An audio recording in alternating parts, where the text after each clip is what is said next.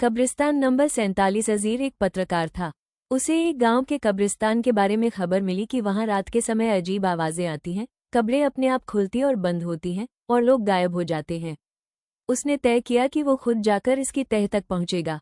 गांव के बुजुर्गों ने चेतावनी दी, कब्रिस्तान नंबर 47 में सूरज ढलने के बाद जाना मना है, वो जिन्नातों की जगह है। अजीर हंसा और रात को कब्रिस्तान पहुंच गया। कैमरा, लाइट, सब तैयार। कब्रिस्तान में कदम रखते ही एक ठंडी हवा का झोंका आया।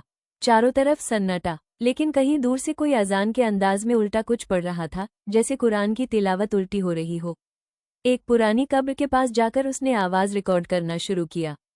अचानक कैमरा बंद हो गया।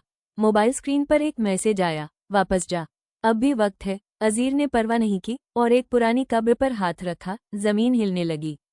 कब्र खुद ब खुद खुल गई और अंदर सिर्फ हड्डियां नहीं थी, बल्कि किसी की खुली आंखें थीं जो सीधे उसे घूर रही थीं।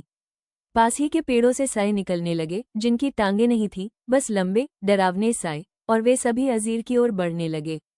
एक साया बोला, तुमने हमारी नींद तोड़ी है, अब तुम्हें कभी नींद नहीं आएगी। अजीर ने भागने की कोशिश की, लेकिन उसके पैर जमीन से चिपक गए। कब्रिस्तान की जमीन से काले हाथ निकलकर उसे नीचे खींचने लगे।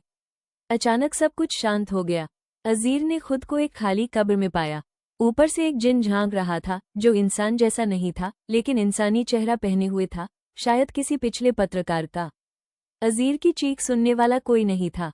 सुबह जब गांव वाले आए तो एक कब्र पर ताज़ी मिट्टी थी। उस कब्र पर लिखा था, अजीर बिन यासीन, 1992, 2025। इसने चेतावनियां नहीं माई। गांव वालों ने फिर से कब्रिस्तान के बाहर तख्ती लगा दी, कब्रिस्तान नंबर 47, यहाँ सिर्फ मुर्दे नहीं, राज भी दफन है। रात को जब हवा चली तो कब्र के अंदर से अजीर की आवाज आई, क्या कोई है?